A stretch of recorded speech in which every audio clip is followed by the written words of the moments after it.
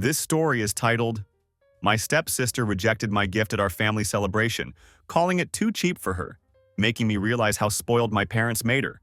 But a month later, I discovered all my inheritance was transferred to her name, so I made them all pay. Hey Reddit, my name is Marcus, and I'm 28 years old. I work as a union electrician in the Stone Oak area of San Antonio, where I make decent money, especially with all the overtime I've been pulling lately. For years now, ever since I finished trade school, I've been making the trek to Houston every single weekend for family gatherings. I told myself it was because that's what good sons do. You show up, you support your family, you put in the effort to maintain those relationships. Turns out I was wrong about a lot of things. Victoria's 29th birthday party was the event that changed everything. When my mom called to tell me I had to come to my sister's party at our parents' house, I didn't think twice about it.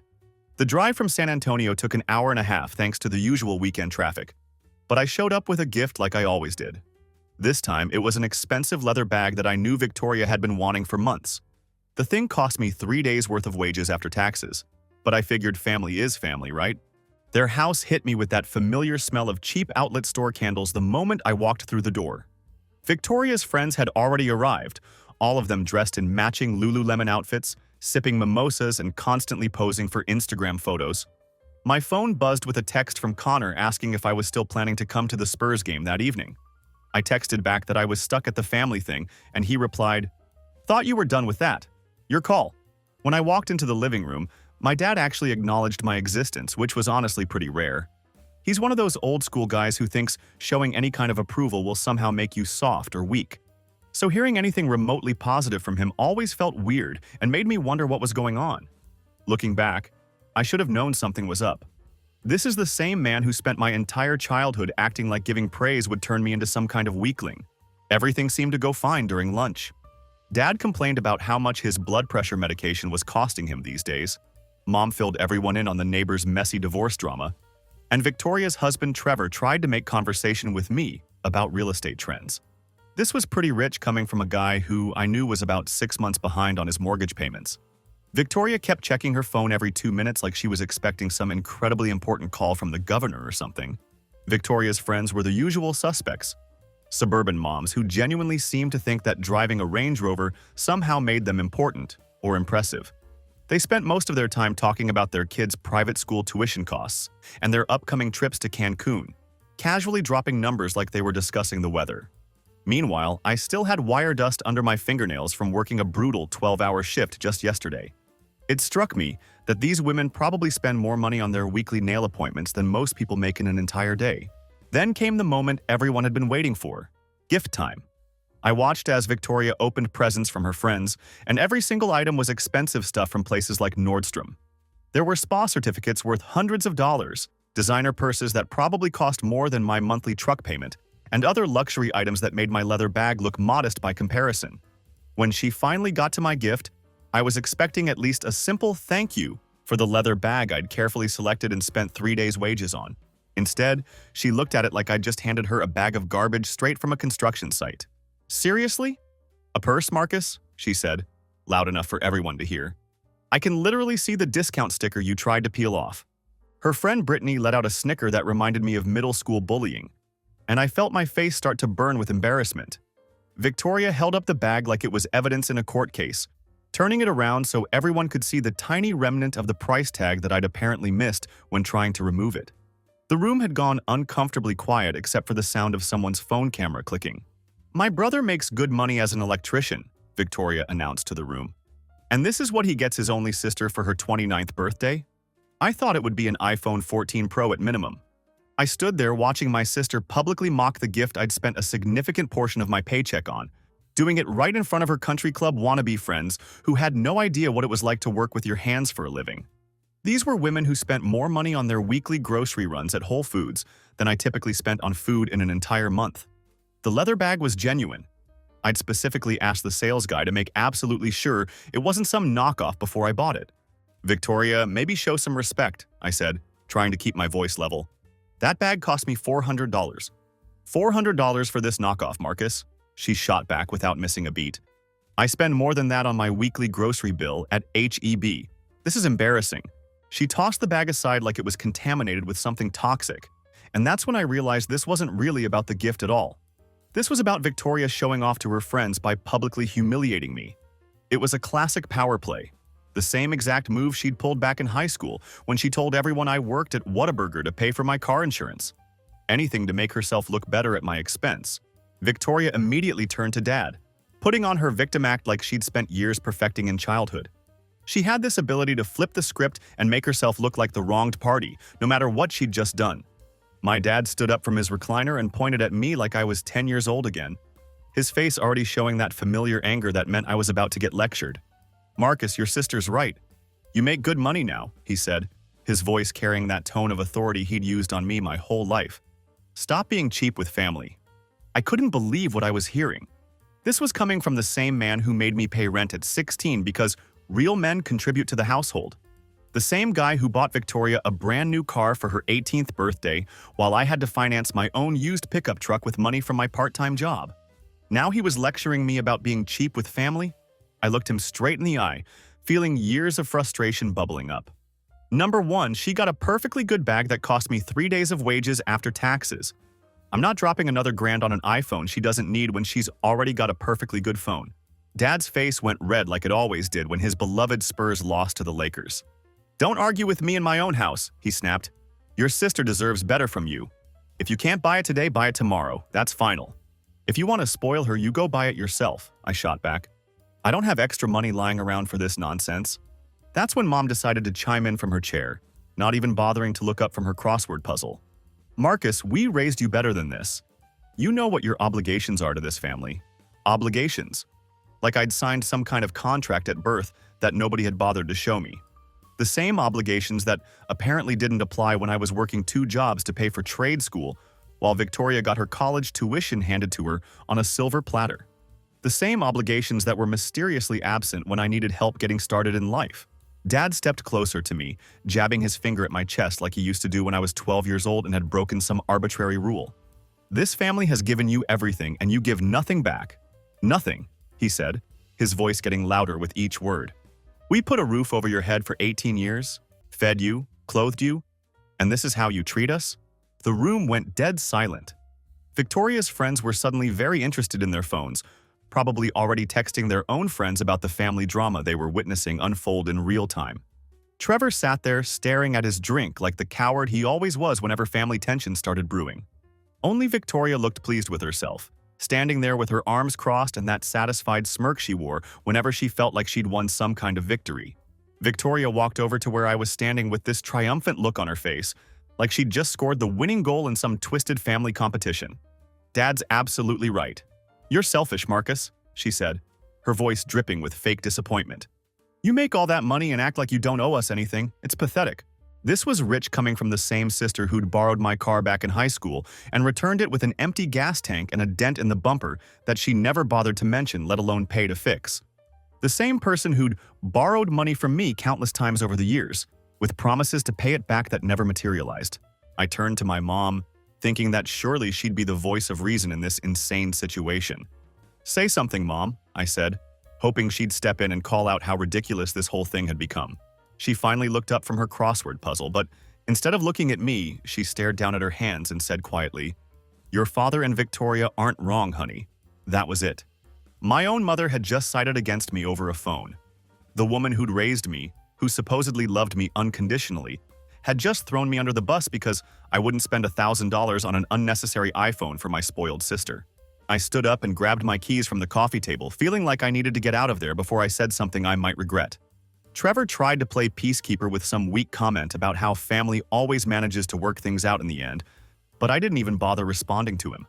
The guy had sat there like a mute statue during the entire confrontation, letting his wife publicly humiliate his brother-in-law without saying a word. I looked at each of them one last time. Mom with her guilt-trip eyes that she'd perfected over the years. Dad with his entitled glare like I owed him something for the privilege of being born. And Victoria with her satisfied grin like she'd just won some kind of victory. The whole scene felt surreal, like I was watching some dysfunctional family drama on TV instead of living through it myself. Without another word, I walked out and slammed the door behind me. Sitting in my truck in their driveway, I immediately texted Connor, "Game still on? I'll be there in 30. I got to the stadium just before kickoff. and Connor had saved me a seat in the season ticket section that he splits with 3 other guys from his electrical crew. After the game, we ended up at a sports bar near the stadium, surrounded by other disappointed Spurs fans drowning their sorrows. That's when I finally unloaded the whole story about what had happened at Victoria's birthday party. Connor shook his head when I finished. "Bro, you need to check your bank statements," he said, taking a sip of his beer.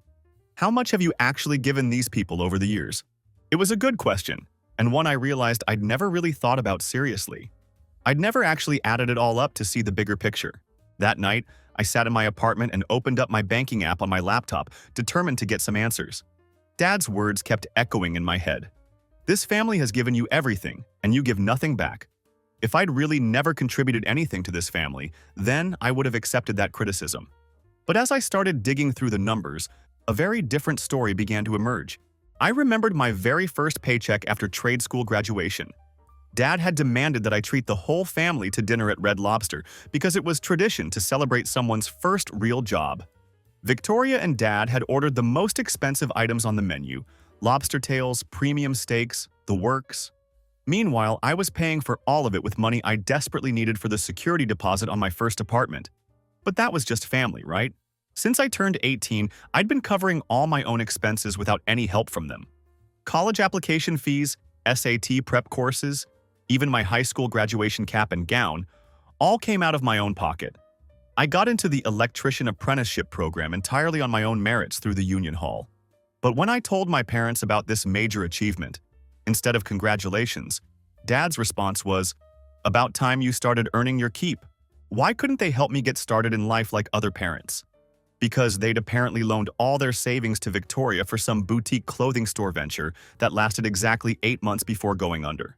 I never saw any of that money get paid back, but somehow I was the irresponsible one who couldn't be trusted with finances. So I worked my ass off to make it on my own. During my apprenticeship, I was learning to wire everything from residential electrical panels to complex industrial systems during the day, then working as a busboy at night, cleaning up after drunk college kids who probably had their parents paying for everything. On weekends, I took on small electrical repair jobs just to make ends meet.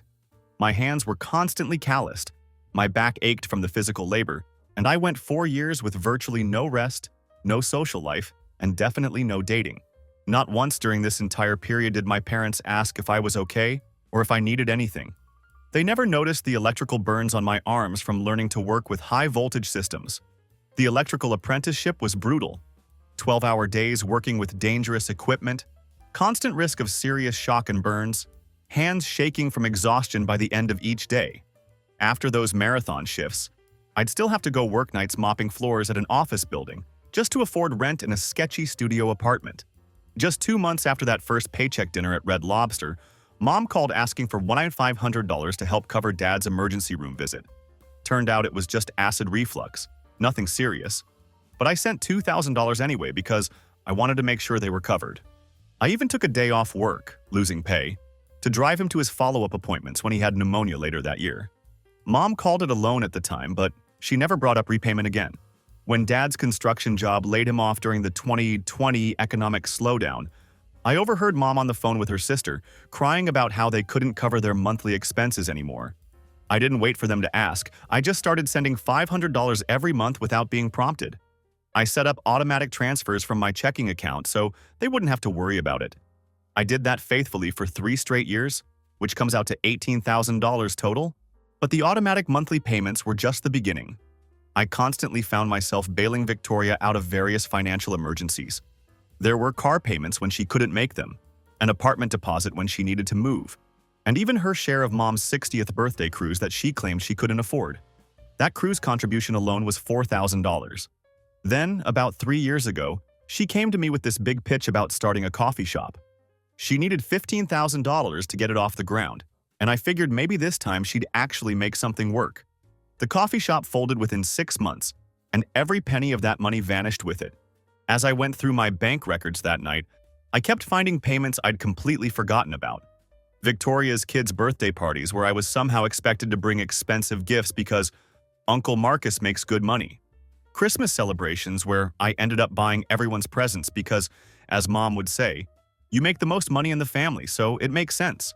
There were car repairs for Mom's Honda when it wouldn't pass state inspection. Emergency dental work for Dad when his insurance wouldn't cover the full amount. When I finally added everything up, the total amount I'd given them over the past 3 years was staggering, over $30,000. And these were the same people who just told me that I give nothing back to the family. That night, I made my first major decision. I canceled Mom's automatic $500 monthly payment and changed my banking password for good measure. But as I sat there thinking about the whole situation, something about their financial picture wasn't adding up in my mind. The next morning, I texted Connor. Something's off. They act like they're desperate for money, but Victoria drives a new Audi A4. Where's that coming from? His response came back almost immediately. Time to do some digging, bro. He was right.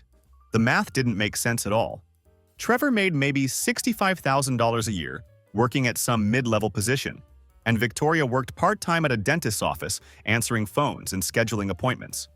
Yet somehow they were driving a $55,000 car, sending their kids to private schools that cost $15,000 per year each, taking vacations to Hawaii twice a year, and had just finished renovating their kitchen with granite countertops and custom cabinets that probably cost more than most people make in a year. It was pretty funny how a guy who claimed to be 6 months behind on his mortgage payments could still afford quartz counters and fancy pendant lighting. I guess it's all about priorities. Meanwhile, they were constantly hitting me up for grocery money and acting like they were barely scraping by, living paycheck to paycheck. The next morning at exactly 8 a.m., Victoria called my phone. I didn't really want to answer, but I was curious to see what kind of excuse or explanation she'd come up with after yesterday's birthday party disaster. She got straight to business with this fake sweet voice that I recognized from every time she wanted something. She was asking me to help with her car payment, $680 for the month. No apology for the public humiliation at her birthday party. No acknowledgement of the previous day's drama or how she'd treated me in front of all her friends. Just another demand for money like absolutely nothing had happened. "You should see a doctor, Victoria," I replied calmly. "What's that supposed to mean?" she asked, clearly confused by my response. "You seem to have some kind of serious memory problem," I explained. "Yesterday, you said I never give anything to this family. Today, you're calling me asking for money. That's pretty concerning from a medical standpoint." Victoria immediately dropped the sweet act and started yelling at me about how I was being ridiculous and childish. I hung up on her while she was mid-sentence and she called back twice more, but I sent both calls straight to voicemail. I wasn't interested in hearing whatever manipulative speech she'd prepared to justify her behavior. That afternoon, I drove over to Connor's brother-in-law's office downtown. The guy's name is Paul, and he handles civil litigation cases. He's a straight-shooting professional who'd helped Connor with a contract dispute the year before, and Connor had recommended him as someone who doesn't mess around when it comes to getting results. I told Paul everything. What I'd been suspecting about my family's finances, how much money they'd taken from me over the years, and how I wanted out of this toxic situation for good. After reviewing all the documentation I'd brought with me, Paul agreed to take my case for a $500 retainer fee. 2 days later, he'd sent Victoria an official debt collection notice by certified mail, demanding full repayment of the $15,000 coffee shop loan plus accumulated interest. While I was sitting in Paul's office handling the paperwork, I mentioned my growing suspicions about their finances not adding up at all. Paul leaned back in his leather chair and asked, "What makes you say that?" I told him about Victoria's brand new Audi that she somehow afforded, their recently renovated kitchen with the granite island that probably cost $20,000, the expensive private schools for the kids, and those Hawaii vacations they took twice a year. All of this while constantly claiming poverty and hitting me up for cash every single month. "Look," Paul said, "I know a guy who might be able to help you get some answers. He's a former IRS investigator who turned into a private financial investigator. He does background checks on people's assets for divorce cases, business disputes, that sort of thing. For the right price, he can find out what's really going on with your family's finances." When Victoria received the official debt collection letter from Paul, she absolutely lost it. She called me in a fury, screaming about how I was seriously threatening my own family with legal action over what she called a stupid business loan. "I was trying to build something, Marcus," she yelled into the phone. "I was trying to create a future for my family." I told her calmly, "Pay back the loan, Victoria. I'm done playing games, don't complicate things." She scoffed at me like I was being unreasonable. "You're unbelievable. You make 6 figures and you're chasing me down over money like some broke guy. Grow up." "We have all the time in the world for courts if you insist," I replied before hanging up. About a week later, a $15,000 cashier's check showed up at Paul's office with no note, and no explanation attached. I recognized the credit union name on the check. It was the same one my parents used for their banking. I called Paul immediately to close that particular file, but the real investigation was just getting started. 2 weeks after that, my phone started blowing up with angry messages from my parents about the missing $500 monthly payment that they'd apparently been counting on. Mom's first message was all about needing to pay the electricity and water bills, and how she was scared they'd get shut off if they couldn't come up with the money. Dad escalated the situation quickly with his typical messages about consequences and family obligations, and how I was abandoning them in their greatest time of need. Finally, I sent them both one simple message. I have decided to stop the monthly financial support. After years of receiving help, you've had enough time to make proper financial plans. This decision is final. Dad's response came back within minutes. 3 full paragraphs about how they'd raised me from birth, and how I owed them for 18 years of housing, food, and everything else they'd provided.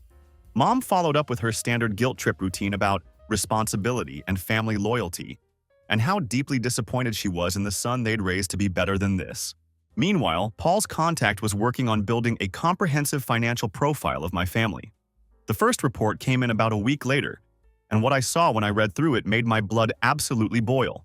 The investigator had managed to find multiple bank accounts that I never knew existed, property records that didn't match their reported income levels, and business filings that painted a completely different picture than the poverty story they'd been selling me for years. There were LLCs registered to Victoria and Trevor that I'd never heard of, property purchases that seemed impossible given what they claimed to make, and financial moves that suggested they were much better off than they'd led me to believe. But the real smoking gun was still coming. About 2 weeks after I cut off their money supply, my Aunt Diana called me completely out of the blue, asking if I could meet her for coffee. "There's something you need to know," she said, and her voice had a serious tone that I'd never heard from her before. We met at a quiet little cafe, and Aunt Diana, who's my dad's younger sister and had always been the most reasonable person in the family, told me something that made my stomach drop to the floor. My grandmother, Dad's mom, had died when I was 19 years old, right during my first year of trade school. I'd been incredibly close to her growing up.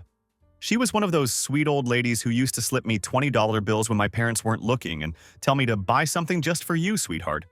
But I couldn't afford to fly back for her funeral because I was working 80-hour weeks just to cover the costs of my apprenticeship program, rent, and basic survival on ramen noodles. What I didn't know, what nobody had ever bothered to tell me, was that she'd left me $120,000 in her will. The money was supposed to be split between Victoria and me, $60,000 each. Money that I never saw a single dime of because I never even knew it existed. The probate filing showed the funds hit your father's account about 3 months after she passed, Aunt Diana explained carefully. Not a single word was ever said to you about it. Not then, not ever. I sat there trying to process what she was telling me. $60,000 when I was 19 years old. That money would have completely changed my entire life trajectory. I could have paid for trade school without working brutal night shifts.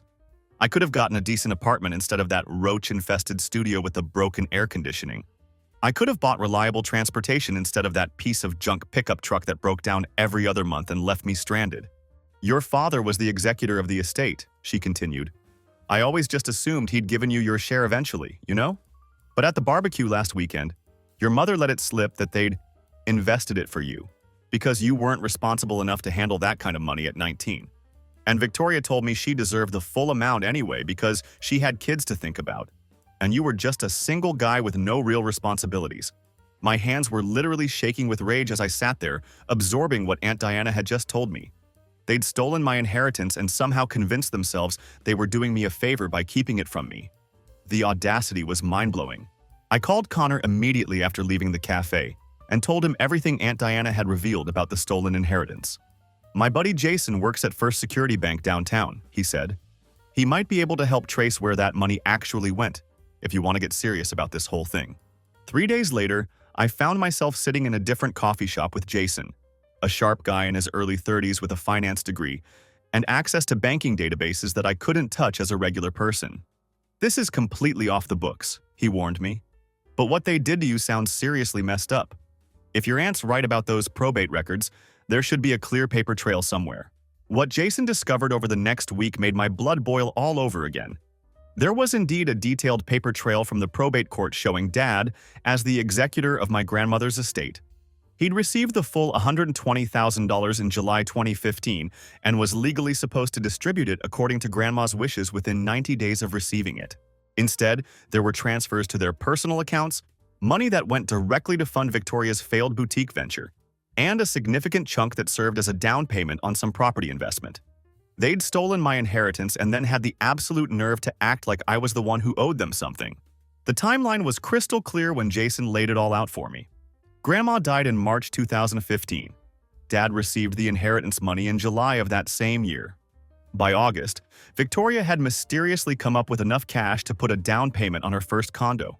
By October, my parents had somehow paid off all their credit card debt and bought Mom a newer Honda. Meanwhile, I'm working double shifts at a fabrication shop during the day and cleaning office buildings at night, just to afford ramen noodles and gas money for my constantly dying pickup truck. I sat there staring at the documents Jason had printed out for me, my hands literally shaking with rage. "What are my legal options here?" I asked. "You could absolutely sue for the missing inheritance plus 10 years of interest and penalties," Jason replied. "It would be messy, but you'd have a completely winnable case. But there's another approach if you want something more personally satisfying."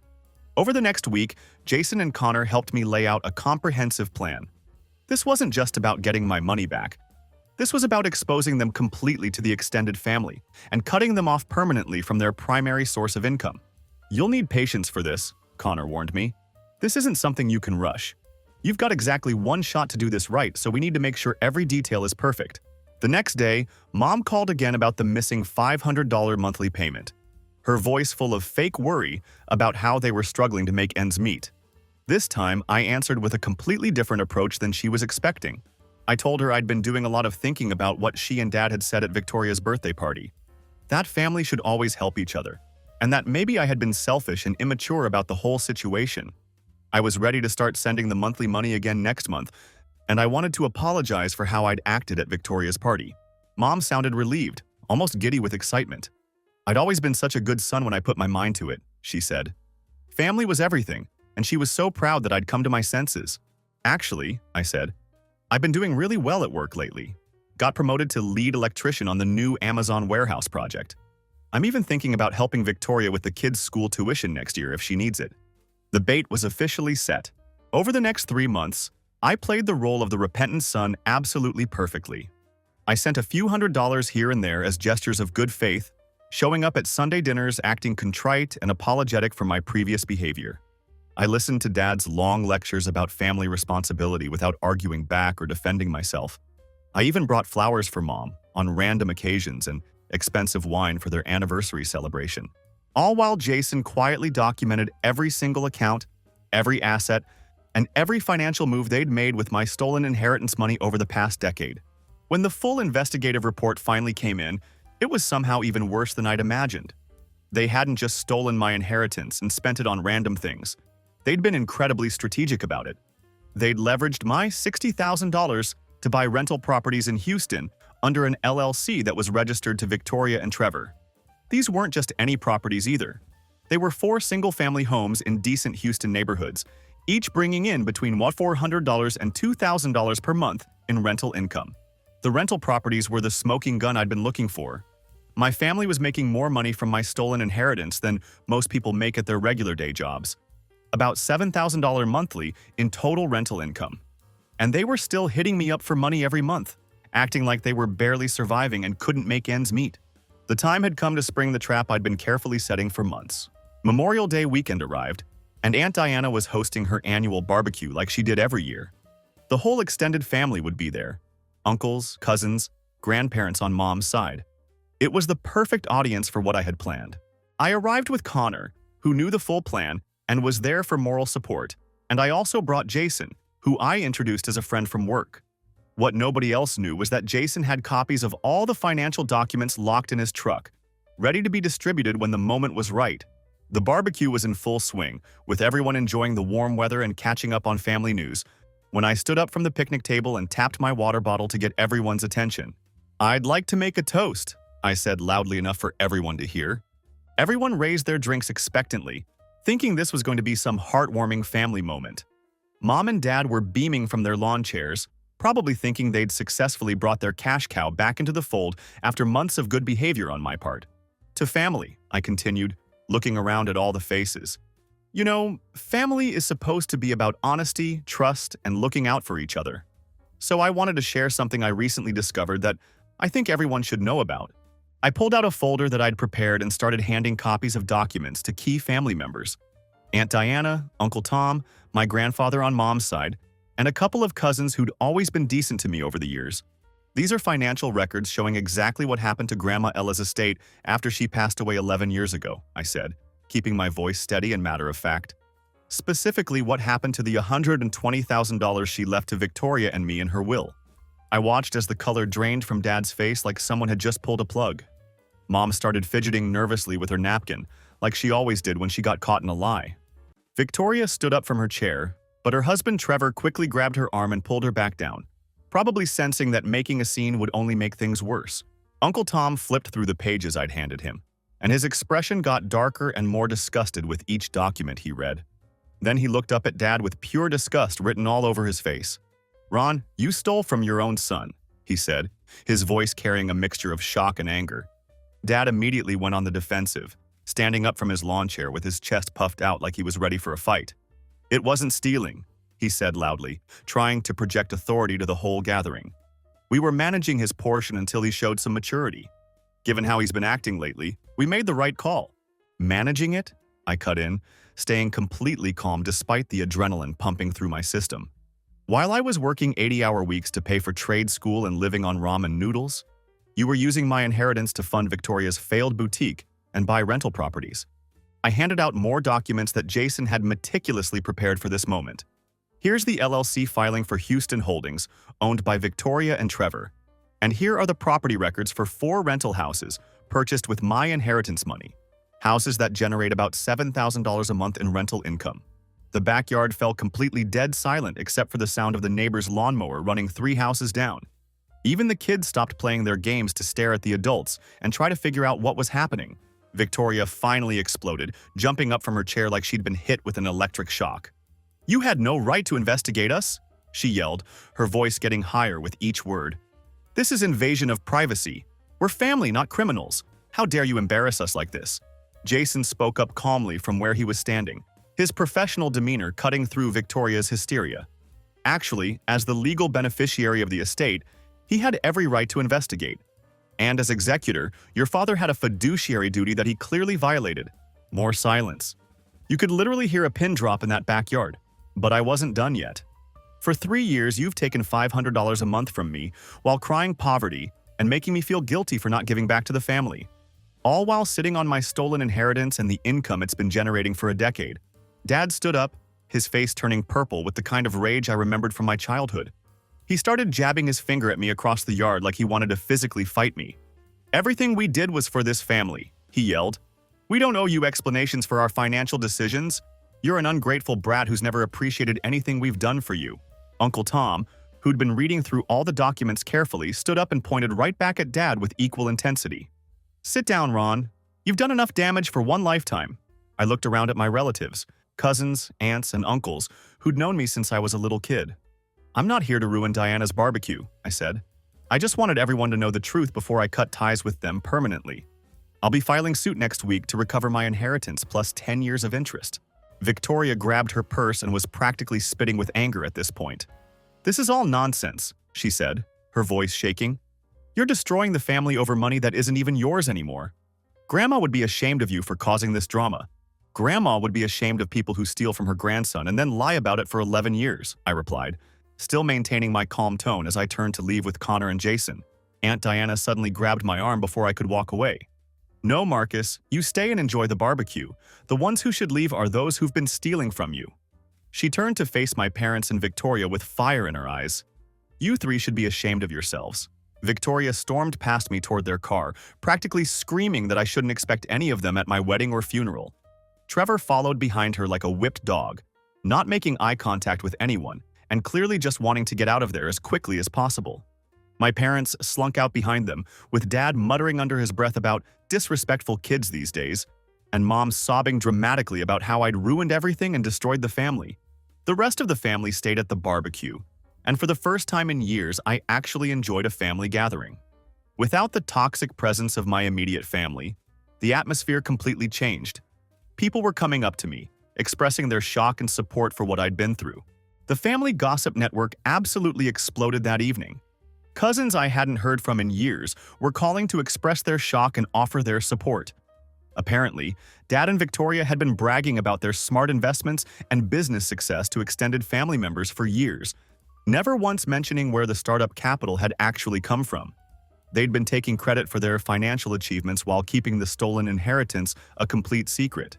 The lawsuit was filed the following Tuesday morning. Paul was extremely confident that we'd win big, given the overwhelming evidence we'd compiled. Legal proceedings are pretty boring to sit through, so I'll cut to the chase. 3 months after filing, we reached a settlement agreement.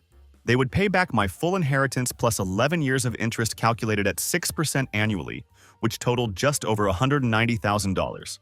The rental properties would be sold immediately, with all proceeds going toward the settlement.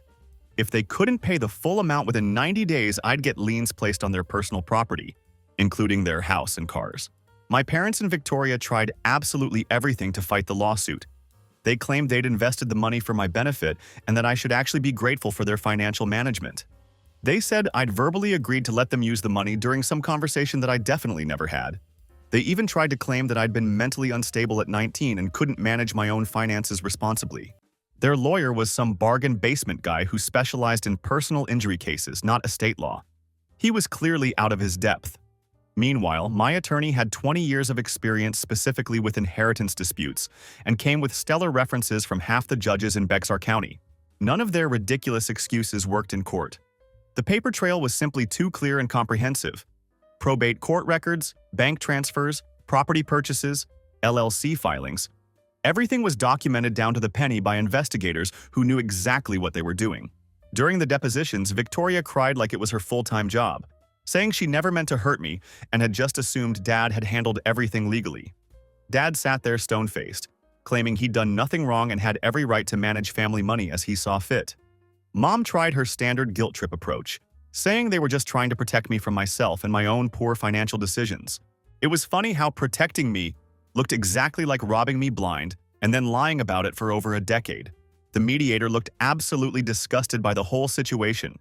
After reviewing all the evidence we'd presented, he told their lawyer privately that this was the most clear-cut case of executor misconduct he'd seen in 15 years of handling these types of disputes. When they finally agreed to settle rather than face a public trial where even more dirty laundry would be aired, the mediator made a point of saying on the record that he'd never seen such obvious financial abuse within a family structure. The day the settlement check finally cleared in my account, Connor and I went to the Majestic Square downtown San Antonio to celebrate properly. "To justice," he said, raising his glass. "To consequences," I replied, clinking my glass against his. I used part of the settlement money to pay off my truck completely and put a substantial down payment on a solid 3-bedroom, 2-bath house in Alamo Heights. It's nothing fancy or extravagant, but it's mine. It has a garage where I can store all my tools properly and a small backyard that's perfect for grilling on weekends. The rest of the settlement money went into smart investments, index funds, some tech stocks, and a bit invested in real estate trusts, all thanks to Connor's financial advisor who helped me set up a diversified portfolio. For the first time in my adult life, I had actual financial security. No more living paycheck to paycheck, constantly stressed about making ends meet. No more choosing between groceries and gas money. No more staying awake at night worrying about unexpected expenses like car repairs or medical bills. It was a completely different way of living, and honestly, it took some getting used to. About a week later, Victoria called me from a number I didn't recognize. She'd probably had to change her phone plan to save money. She was crying and claiming they'd had to sell her condo and move back in with our parents because of the legal fees and settlement costs. The kids were apparently devastated about having to change schools and leave their friends behind. "That's not because of me," I said calmly. "That's because you got caught stealing and had to face the consequences of your actions."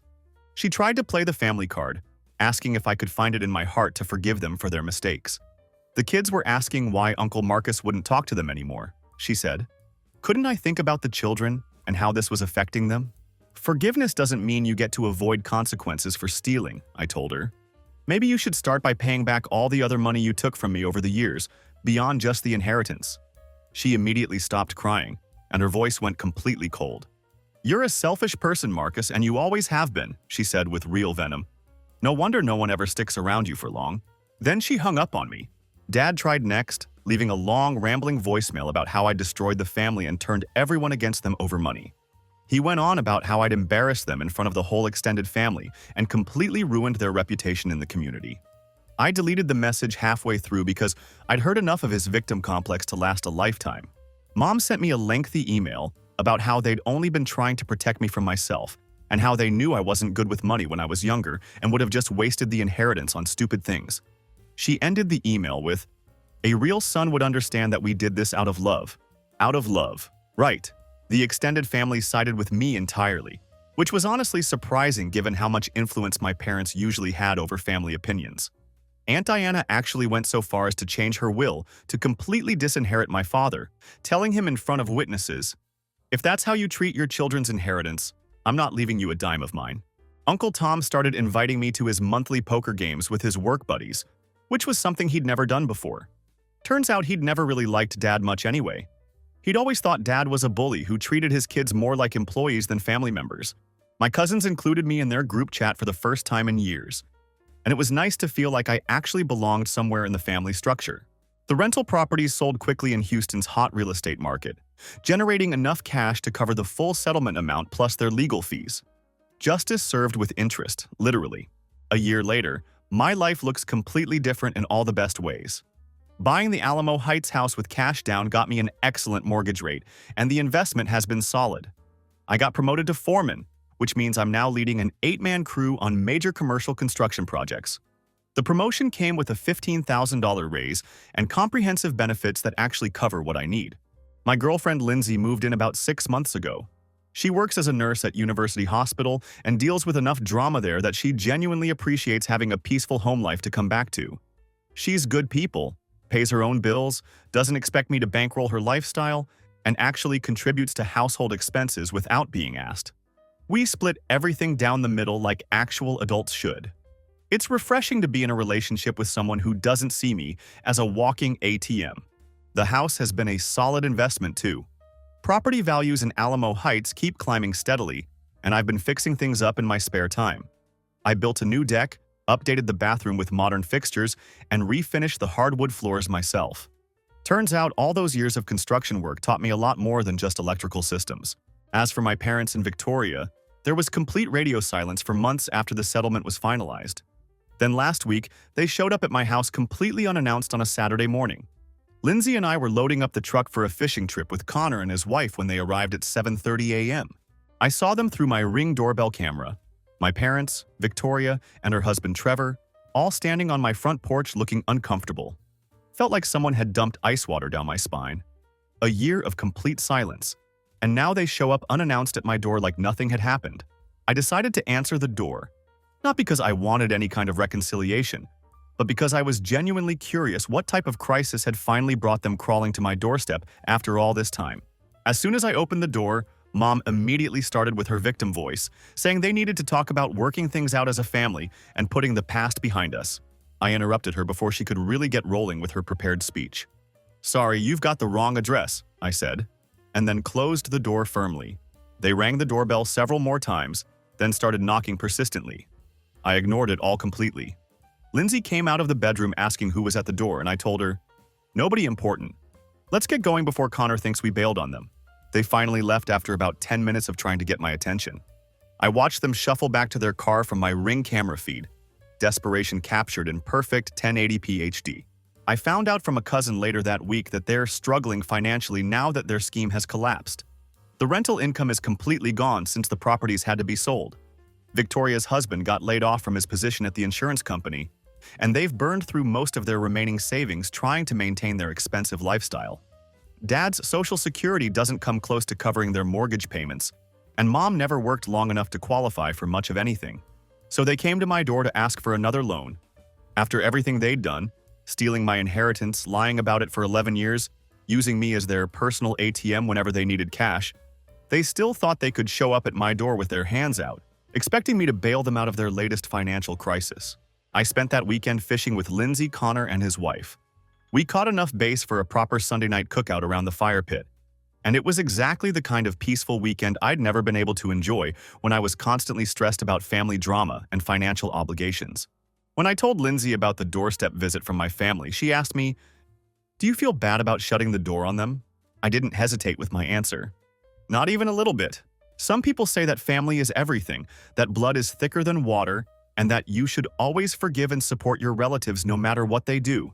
But what I've learned through this whole experience is that real family doesn't steal from you, lie to you, or use you as their personal bank account. Real family actually has your back when things get tough. My work crew treats me better than my biological family ever did. When I had the flu last month, 3 of my guys checked on me without being asked, bringing soup and making sure I had everything I needed. When I mentioned thinking about starting my own electrical contracting business someday, they offered to come work for me when I was ready to make that move. That's what genuine loyalty looks like. Not guilt trips and financial manipulation, but people who actually show up when it matters. So was I wrong for cutting off the monthly $500 payments? Was I wrong for exposing them at the Memorial Day barbecue in front of the entire extended family? Was I wrong for taking legal action to recover my stolen inheritance? Was I wrong for shutting the door when they came crawling back, desperate and broke? I don't think so. Sometimes the people who demand the most from you are exactly the ones who deserve the least. I learned that lesson the hard way, but I'm glad I finally learned it. What really strikes me is how they never once took responsibility for their actions. It was always my fault for being selfish or ungrateful. It was never their fault for stealing my inheritance and lying about it for over a decade. It was never their fault for treating me like an ATM while claiming I never gave anything back to the family. Even when they showed up at my door desperate for money, there was no apology, no acknowledgement of what they'd done wrong. Just an expectation that I should forget the past and bail them out once again. The truth is, cutting dead weight from your life feels pretty damn good. I have more money, less stress, better relationships, and actual peace of mind. My girlfriend respects me, my coworkers respect me, my extended family respects me, and most importantly, I respect myself. I'm not saying this approach works for everyone or every family situation. But for me, drawing a hard line and sticking to it was exactly what I needed to do. Some bridges are worth burning, especially when the people on the other side have been setting fires for years. If you're in a similar situation where family members are taking advantage of your generosity while giving nothing back, don't let guilt and obligation trap you in a cycle of abuse. You don't owe anyone your financial stability just because you share DNA with them.